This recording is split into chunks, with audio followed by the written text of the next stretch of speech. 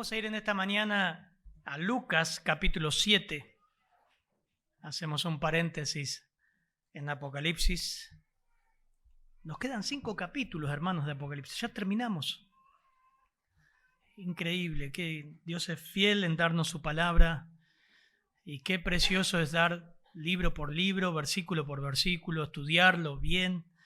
Hoy vamos a ir a Lucas. Y realmente a mí me encanta siempre tocar el Evangelio y creo que necesitamos siempre estar metidos y enseñar el Evangelio, su doctrina, todos los rasgos de lo que es una fe verdadera.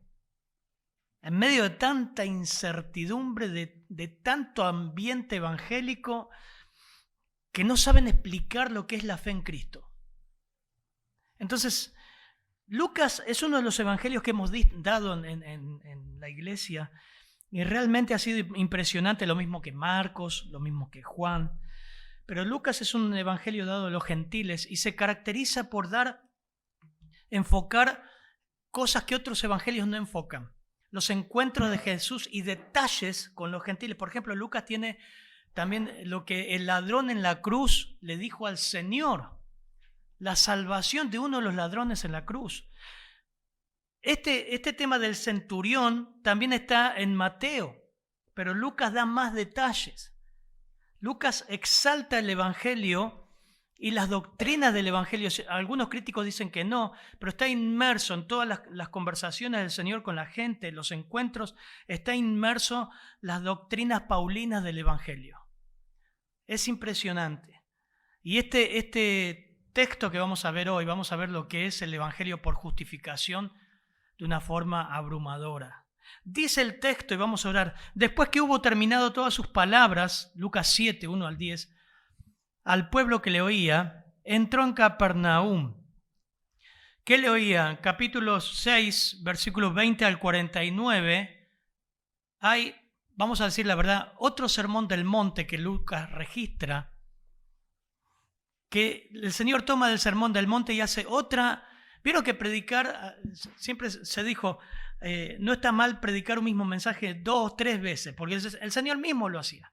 Tomó el sermón del monte y lo volvió a predicar. Y ese es el texto que antecede al texto de ahora, del versículo 20 al 49 de capítulo 6. Entonces, después que hubo terminado todas esas palabras, eso es lo que estoy diciendo, versículo 1, al pueblo que le oía, entró en Capernaum. Y el siervo de un centurión, a quien éste quería mucho, estaba enfermo y a punto de morir. Cuando el centurión oyó hablar de Jesús, le envió unos ancianos de los judíos rogándole que viniese y sanase a su siervo. Y ellos vinieron a Jesús y le rogaron con solicitud, diciéndole, es digno de que le concedas esto, porque ama a nuestra nación y nos edificó una sinagoga. Y Jesús fue con ellos.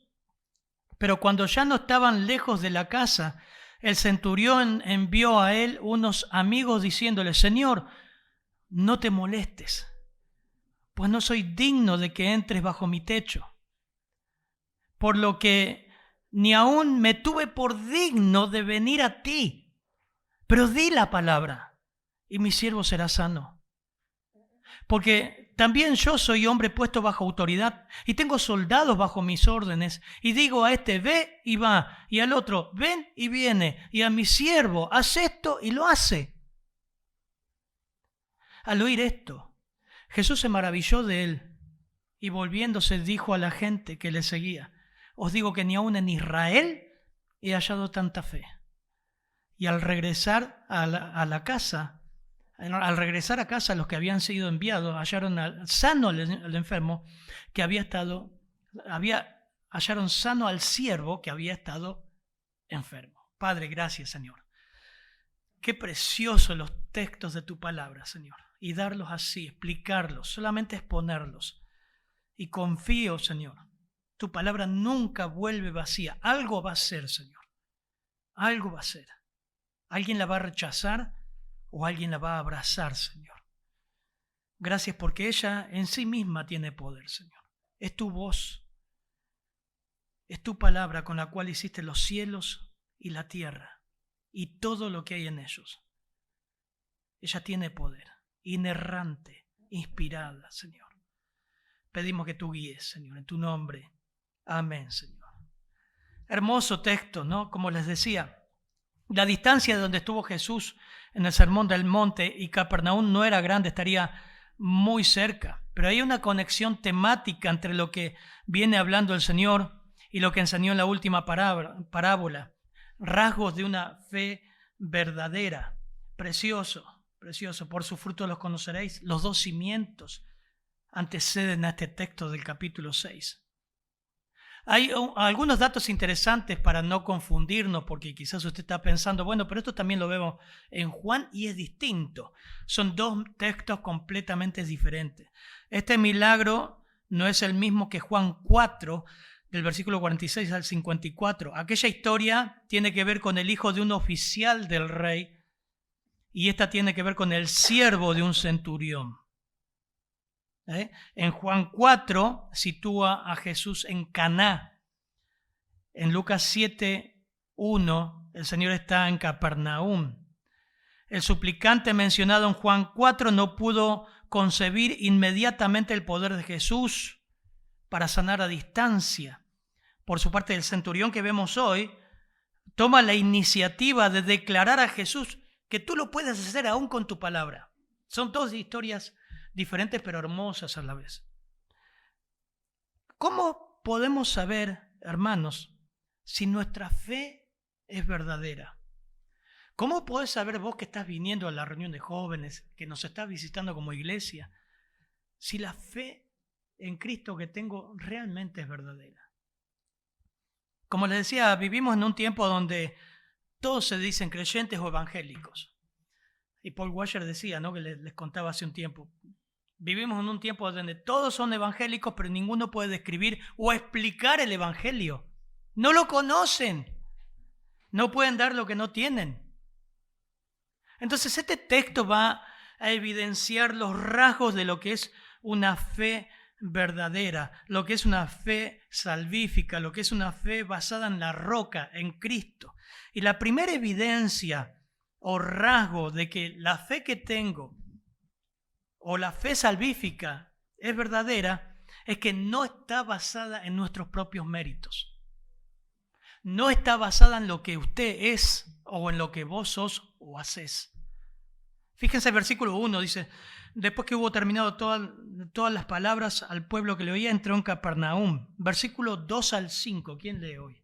Verónica, 2 al 5. Y el siervo de un centurión, a quien éste quería mucho, estaba enfermo y a punto de morir.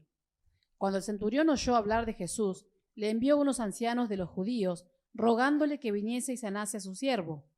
Y ellos vinieron a Jesús y le rogaron con solicitud, diciéndole, es digno de que le concedas esto, porque ama a nuestra nación y nos edificó una sinagoga. Es interesante porque Lucas da detalles de lo que es el centurión, de lo que hacía el centurión.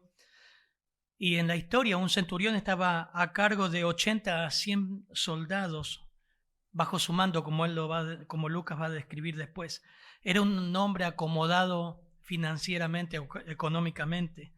Pero Lucas menciona su trayectoria, dice que estimaba a su siervo, lo quería mucho, quizás era su única familia. Tenía buena reputación de los judíos, que no era común que un romano tenga una buena reputación de los judíos. Los soldados eran odiados eran símbolos vivos del imperialismo de Roma. Los judíos lo odiaban. Pero este era amado por los judíos. Le había hecho sinagoga, amaba a la nación judía. Le había creado una sinagoga que en Lucas 4 el Señor sanó a un endemoniado ahí. En esa sinagoga de Capernaum la hizo este centurión de Lucas 7.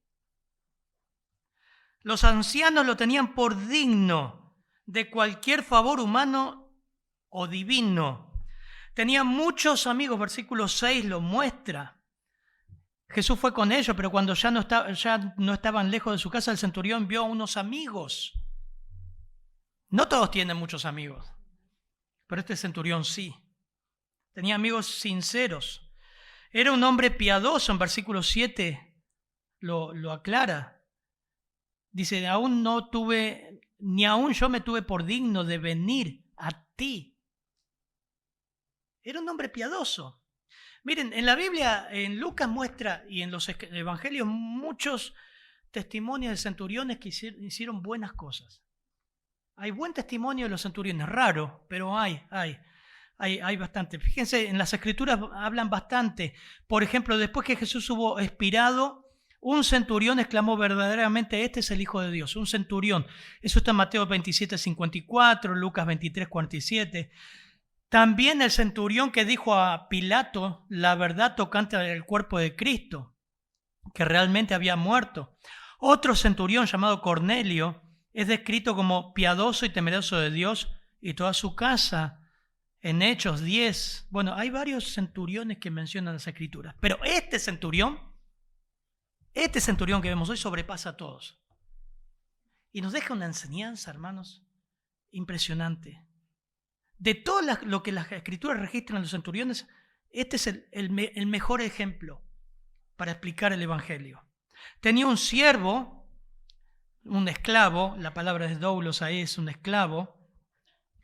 Mateo 8:6 nos dice el paralelo. Mateo hace una reseña más abreviada de esta escena.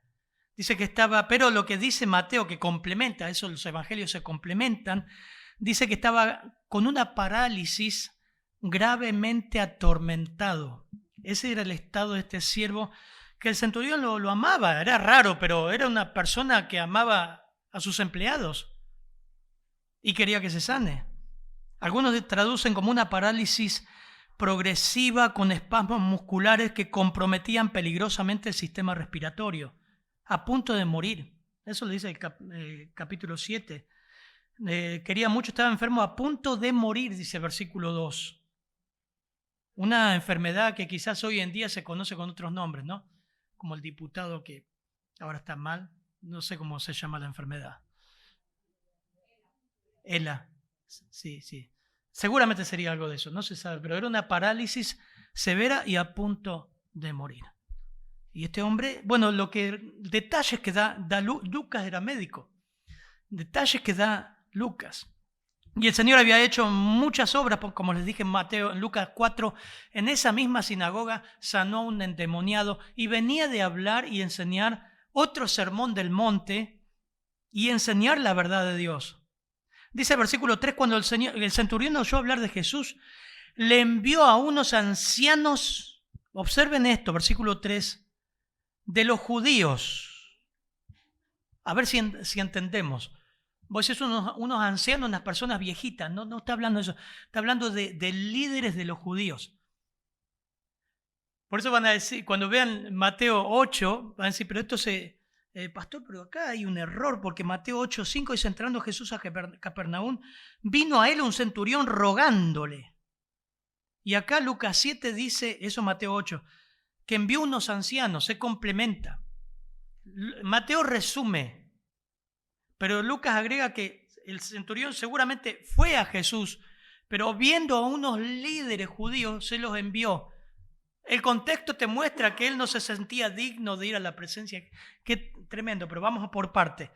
Ahí está el Señor, les envía a unos ancianos judíos rogándole que viniese y sanase a su siervo. Lucas destaca que los ancianos judíos dijeron lo que dijeron del centurión. Los ancianos judíos, Lucas registra todo el testimonio que dijeron. Notemos las palabras, los ancianos fueron los más simples transmisores de un mensaje, del mismo modo que a través de ellos el centurión intercedía por su siervo. Y ellos dijeron esto, es digno que le concedas esto, el favor tuyo, Señor, pues ama a nuestra nación y nos edificó una sinagoga. Observe, se dice que ama a nuestra nación y edificó la financió, obviamente puso la plata para hacer una sinagoga en Capernaum, que Lucas 4, 31 al 37, Marcos 1, 21, 28, lo vemos al Señor ahí sanando y obrando.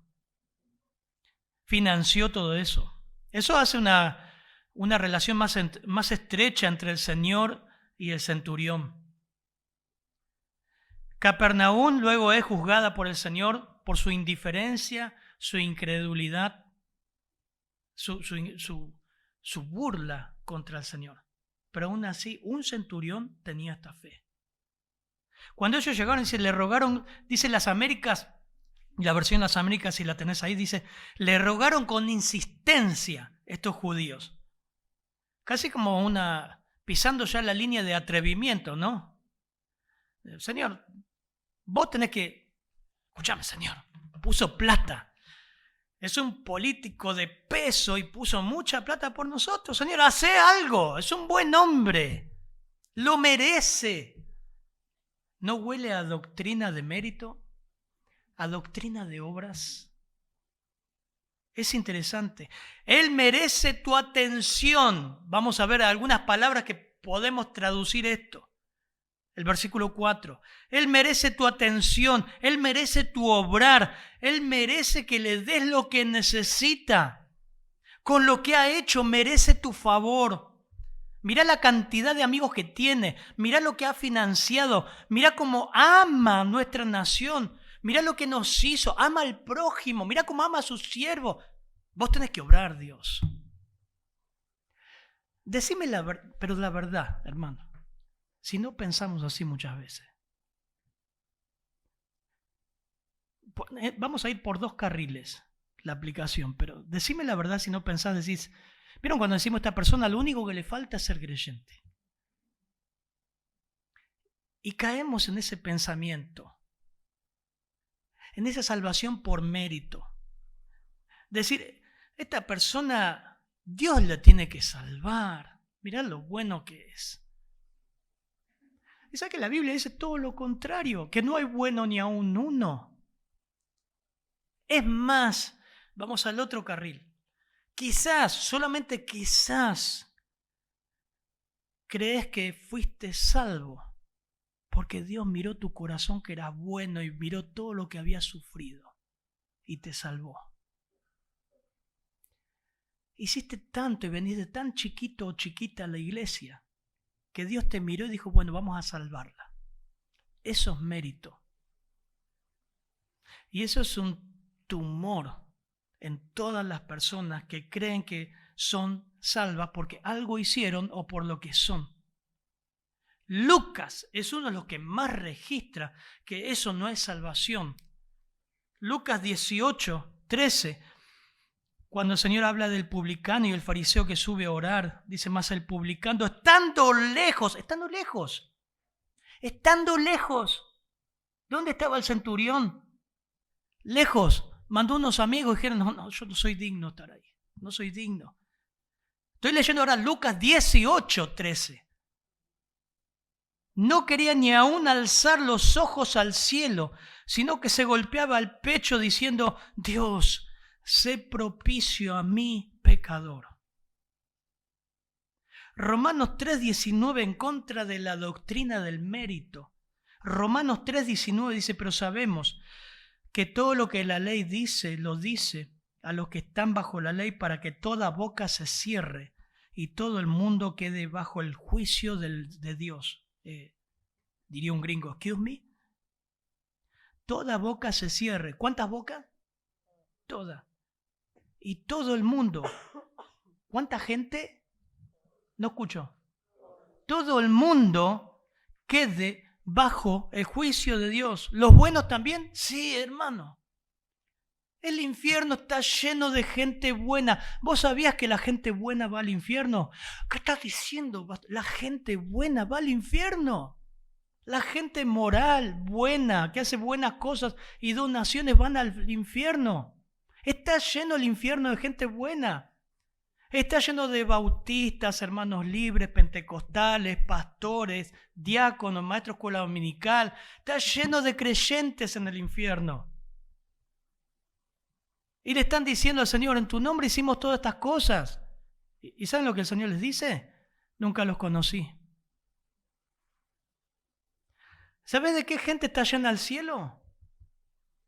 Prostitutas, borrachos, ladrones, maldicientes, homosexuales, transexuales, afeminados, estafadores, mentirosos, asesinos.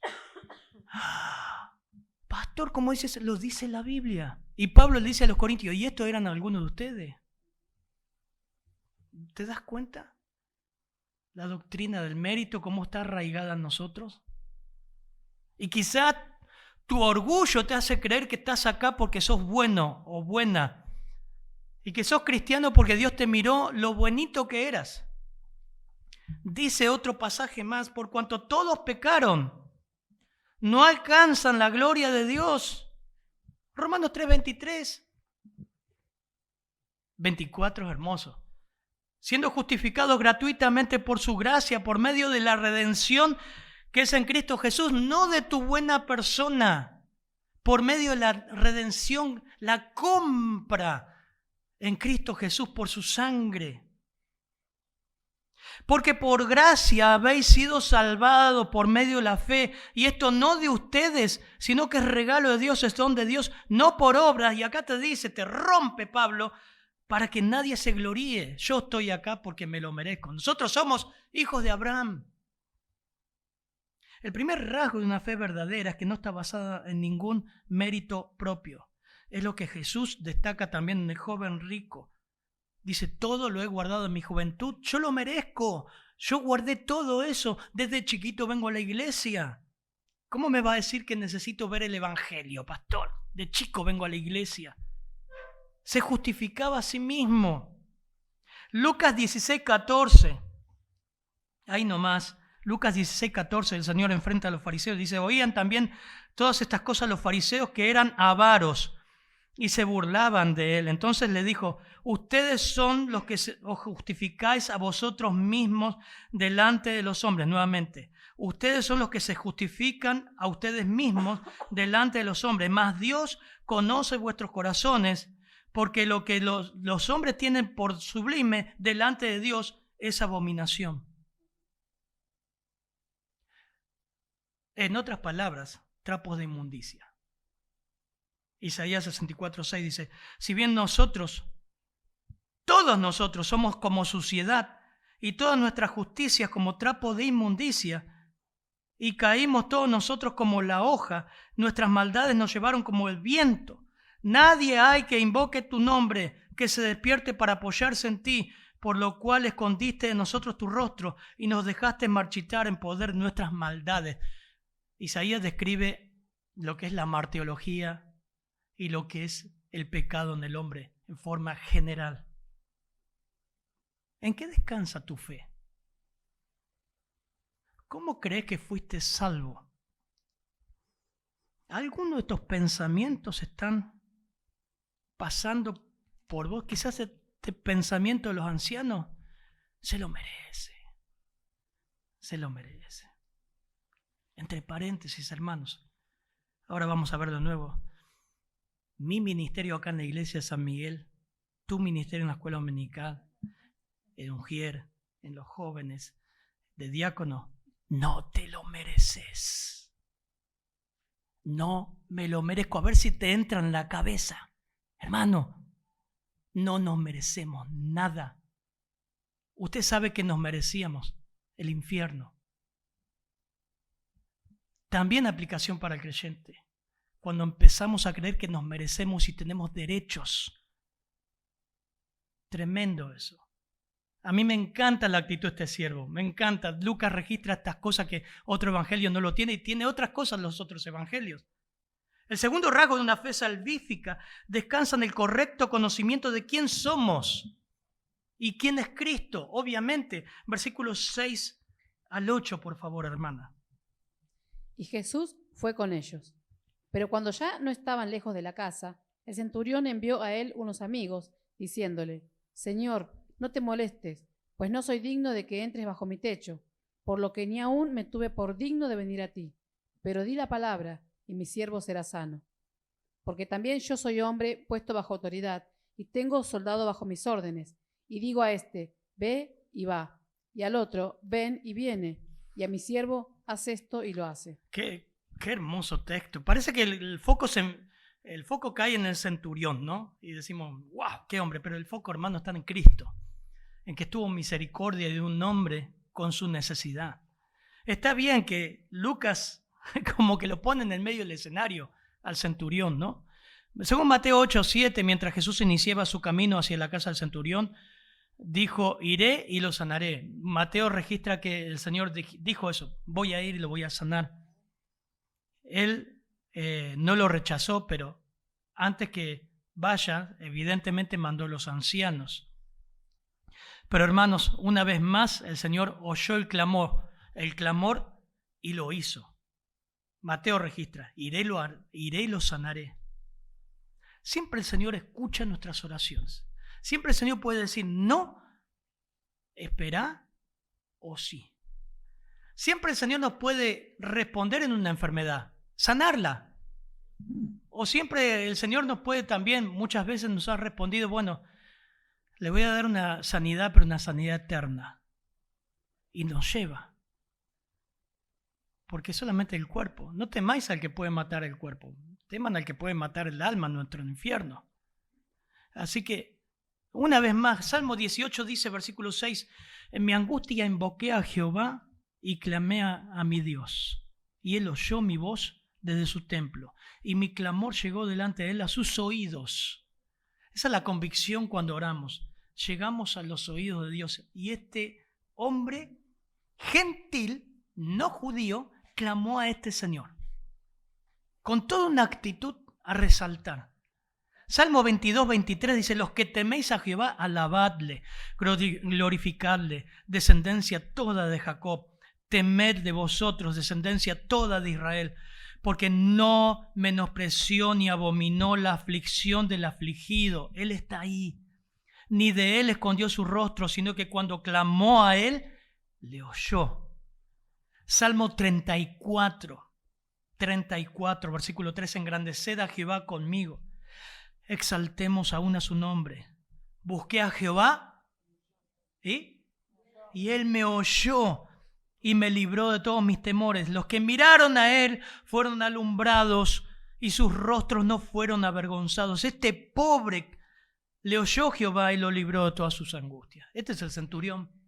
El foco está en el Señor. Pero cuando ya no iban lejos de la casa, el centurión vio a él unos amigos diciendo el Señor, versículo 6, miren el versículo 6, mírenlo ahí. Envió unos amigos diciéndole, Señor, no te molestes. Qué actitud, ¿no? Hoy decretan en el nombre, yo decreto, ato, desato, le mandan atrevidos, sin vergüenza. Creen que le pueden mandar noche de milagros y cuántas cosas, milagros y qué, desataduras y todas las sanatas que hacen. Aparecen en muchos lados, ¿no? En San Miguel, en tal lugar, noche de milagros. O sea, Dios tiene que hacer milagros esa noche porque tal apóstol o sanatero va a estar ahí. ¿Desde cuándo? Este hombre simplemente dijo, cuando no estaban lejos de la casa, el centurión envió unos amigos diciendo, el Señor, no te molestes. Qué contraste, ¿no? No soy digno de que entres bajo mi techo. Ahora, miren el contraste no solamente con la aplicación contemporánea de ahora, sino que los judíos habían ido y habían dicho otra cosa. No fue lo mismo que decía él. No confíes en nadie cuando te dan un mensaje. Hermano, la murmuración también es esto, ¿no? Hablas una cosa y termina, no sabes cómo termina y dónde termina. Pero los judíos, los ancianos le habían dicho, hacelo porque lo merece. Y él dice, mandó a sus amigos, no te moleste, no soy digno de que entres bajo mi techo. Y versículo 7, ¿qué dice Verónica, por favor? Por lo que ni aún me tuve por digno de venir a ti, pero di la palabra y mi siervo será sano. Wow. Los ancianos fueron a Jesús resaltando la dignidad del centurión. Así empezamos el mensaje. Lo que Lucas muestra, que los ancianos mostraban lo digno que era, ¿no? Y todo lo que tenía a favor, que realmente era bueno lo que tenía. Era bueno. La palabra que usa ahí No soy competente, traducido, icano. No soy digno, no soy adecuado, no soy capaz de estar en tu presencia, no soy idóneo para estar delante de ti. Mirá esto. Eso dice este hombre. Y los ancianos fueron de otra manera a Dios. O sea, el segundo elemento, no solamente que mires si no has creído en tu propio mérito, sino que veas quién sos delante de Dios. ¿Quién somos y quién es Él? Él vio su condición de miserable, lo mismo que el publicano. Hay tanta soberbia hoy que te crees que te puedes llevar hasta a Dios por delante. Y Dios no puede ser burlado. El versículo 6 dice, Señor, no te molestes más, porque no soy digno, dice las Américas, de que entres bajo mi techo. Un autor escribió, es digno, habían dicho los ancianos. Pero el centurión, al oír a Jesús que estaba camino a su casa, en realidad ya próximo, es sobrecogido por el sentimiento de su indignidad. Después de todo, ¿quién es Él en comparación con este ser excelso, la encarnación corporal de la autoridad majestuosa, el poder infinito, del amor condescendiente, del amor que atraviesa todo abismo, que pasa por sobre todo y cualquier obstáculo de raza, nacionalidad, clase y cultura? ¿Quién es Él? ¿Quién es Él para hacer que este maestro bondadoso cometa un acto que podría ponerle en conflicto con la costumbre tradicional de su propio pueblo? Pero ¿quién es Él? Ni siquiera me consideré digno de venir delante de ti. Claramente dice, el por qué no quería que Jesús entre en su casa no era porque podría contaminarse ceremonialmente. Obviamente que el versículo 7 no dice eso. Él tenía un alto sentimiento de indignidad personal que hoy la psicología te diría que tenés que superarlo. Y el Señor dice, el que se enaltece va a ser humillado. Él tenía el sentimiento y el pensamiento que usted y yo tenemos que tener cuando vamos a Dios y cuando fuimos a Cristo. De indignidad. ¿Lo tuviste? ¿Pasó esto en tu vida en algún momento? ¿Quién soy yo? Dios fue quebrantado por este hombre. Hubo un cambio de actitud desde ese pronuncio, de ese ruego. Vio su propia indignidad. Algo que destaca la fe del centurión. Se enfocó en 3 objetivos específicos. Versículo 7. Por favor, el 7. Mirá, se enfocó en la palabra de Dios. Por lo que ni aún me tuve por digno de venir a ti, pero di la palabra y mi siervo será sano. Una verdadera fe reconoce que la palabra de Dios es autoridad. Di la palabra. Suficiente. Segundo, se enfocó en la autoridad. Sabía que Dios tenía autoridad y la última palabra. 8, por favor. Porque también yo soy hombre puesto bajo autoridad y tengo soldados bajo mis órdenes. Y digo a este, ve y va. Y al otro, ven y viene. Y a mi siervo, haz esto y lo hace. Era militar. Les dije que hice la colimba. Era militar. Y en el lenguaje de la milicia se entiende esto. Soldado para allá, no te piden permiso. A ver, soldado, hoy tiene ganas de barrer el salón. Soldado, cuerpo a tierra, barra el salón. Vaya para allá, venga para acá, usted va para allá. Vos limpiame esto, vos hacés esto, vos subís, vos bajás, vos saltás. No te quiero ver parado un segundo, hacé algo. Ese lenguaje de la milicia. El centurión lo traslada y dice, yo tengo gente que salta con lo que yo digo. Tú eres Dios y debemos obedecerte. En la identidad, miren, versículo 6, por favor. Y Jesús fue con ellos. Pero cuando ya no estaban lejos de la casa, el centurión envió a él unos amigos diciéndole, Señor, no te molestes, pues no soy digno de que entres bajo mi techo. Señor, usa la palabra curios. Él era un empleado del curios, que era el César. Él era también un dueño Él tenía siervos, pero él llama al Señor Señor. Por ahí hoy no lo entendés con nuestro idioma, pero para este tiempo bíblico, Señor era todo, era santo, excelso, su majestad. Creo que pudo tener el mismo sentimiento que tuvo el apóstol Pedro cuando el Señor lo vio. Lucas 5:8. Al ver esto, Simón Pedro cayó a los pies de Jesús diciendo: apártate de mí, Señor, pues soy hombre pecador. Porque el asombro había apoderado de él y de todos sus compañeros por la redada de peces que habían hecho. Y una redada, solamente había visto una redada de peces. Apártate de mí, Señor, soy hombre pecador. No soy digno.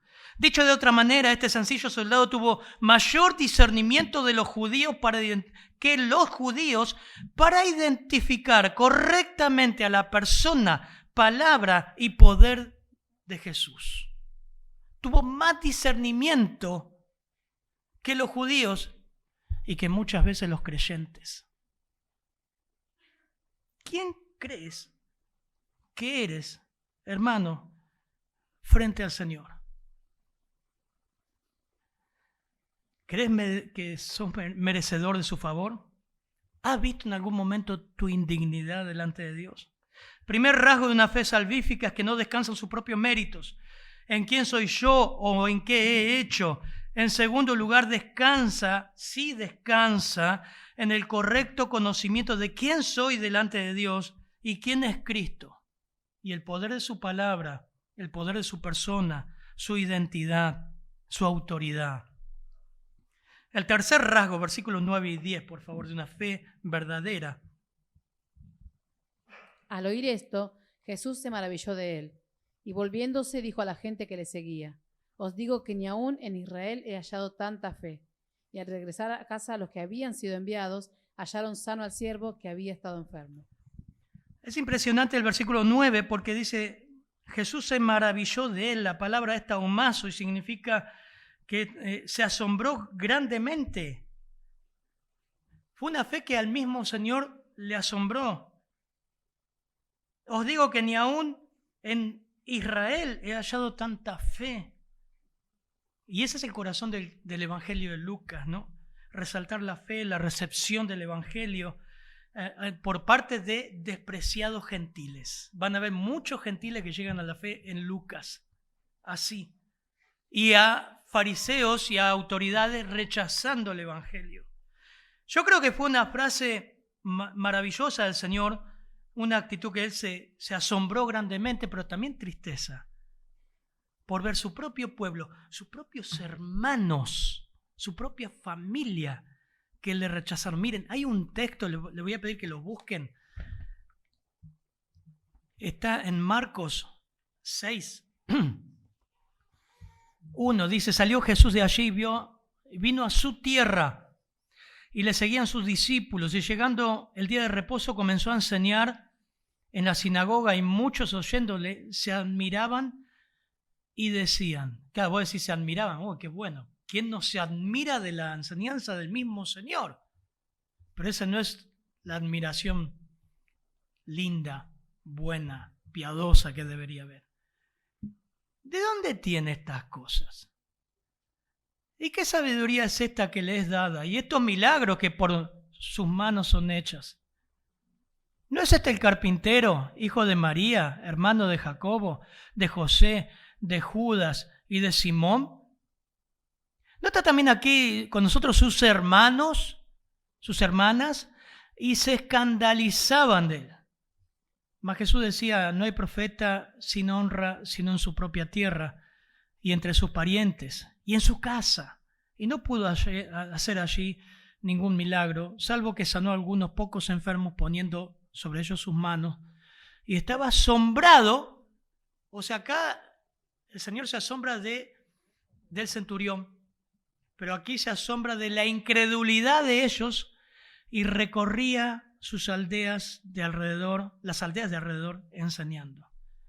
Vemos mucha gente en Lucas despreciada, gentil, como el caso del publicano de Lucas 18, que llegan a la fe verdadera, a la fe salvífica, esa fe que Dios alaba, que Dios resalta, que hay fruto.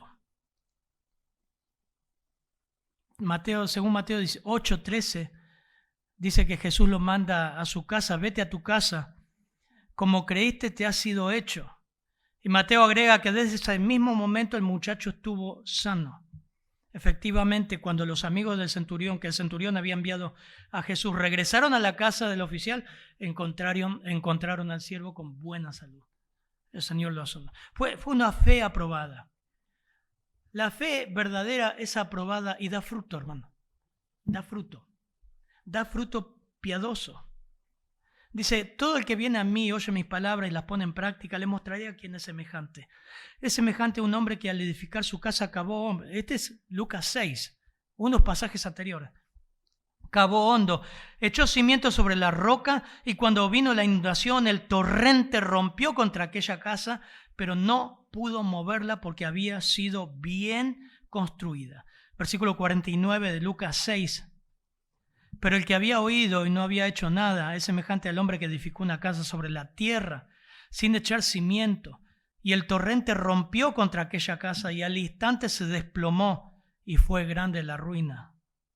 1 Pedro 1:3 dice, bendito sea el Dios y Padre de nuestro Señor Jesucristo, quien según su gran misericordia nos ha hecho nacer de nuevo a una esperanza viva mediante la resurrección de Jesucristo de entre los muertos, para obtener una herencia incorruptible, inmaculada, y que no se marchitará, reservada en los cielos para vosotros, que son protegidos por el poder de Dios mediante la fe, para la salvación que está preparada para ser revelada en el último tiempo, en lo cual ahora os regocijáis grandemente, aunque ahora, por un poco de tiempo, si es necesario, sean afligidos en diversas pruebas, para que la prueba de vuestra fe, más preciosa que el oro, que perece, aunque probado por fuego, sea hallada que resulta en alabanza.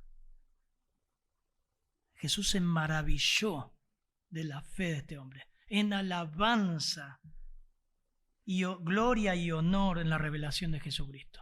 La fe verdadera glorifica a Dios, honra a Dios, persevera. Las lluvias le pegan, los ríos le pegan, los problemas le pegan, pero continúa, persevera, busca al Señor, glorifica al Señor. La verdadera fe es Lucas 8:15, la buena tierra arada, preparada por Dios que da fruto con perseverancia, a 30, 60 y a 100 por uno, Marcos 4:20. Esa es la verdadera fe, no en sus méritos. Sabe bien quién es delante de Dios, sabes quién es Cristo y todo lo que le ha perdonado. Y es una fe perseverante. Amén, hermanos. Qué lindo texto. Padre, gracias por este texto, Señor. Oramos por lo que están escuchando, que su fe no esté basada en sus méritos, en lo que son, que pueda haber un entendimiento profundo de lo indigno que somos delante de ti. Aún como iglesia, como pastor, como diáconos, como maestros, como siervos, sepamos que estamos sirviendo al Dios eterno, al Cristo eterno que nos vendrá a buscar. Que siempre tengamos ese grado de humildad. Humíllanos, Señor. Que no creamos que nos deben algo, Señor. En tu nombre, Señor. Amén.